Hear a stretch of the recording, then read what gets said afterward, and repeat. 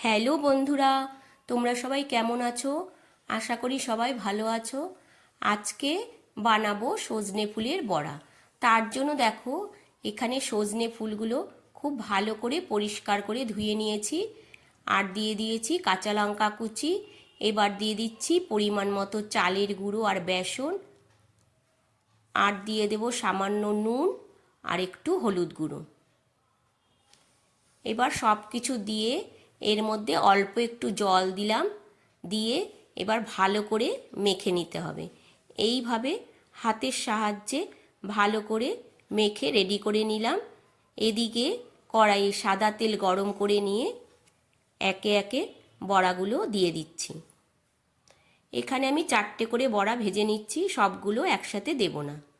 আর গ্যাসের ফ্লেমটা খুব কমিয়ে নিয়ে বড়াগুলো ভাজতে হবে।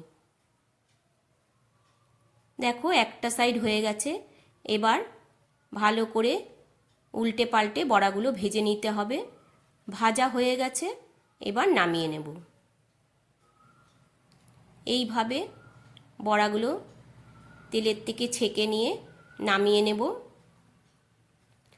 তারপর আবারও কড়াইয়ের মধ্যে বড়াগুলো দিয়ে দিচ্ছি।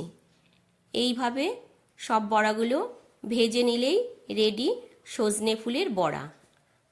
তোমাদের সজনে ফুলের বড়া রেসিপি কেমন লাগলো অবশ্যই জানিও, আর ভালো লাগলে একটা লাইক কমেন্ট করে দিও। আবারও তোমাদের সাথে দেখা হবে অন্য একটা রান্না নিয়ে। ততক্ষণের জন্য তোমরা সুস্থ থেকো, ভালো থেকো বন্ধুরা। টাটা।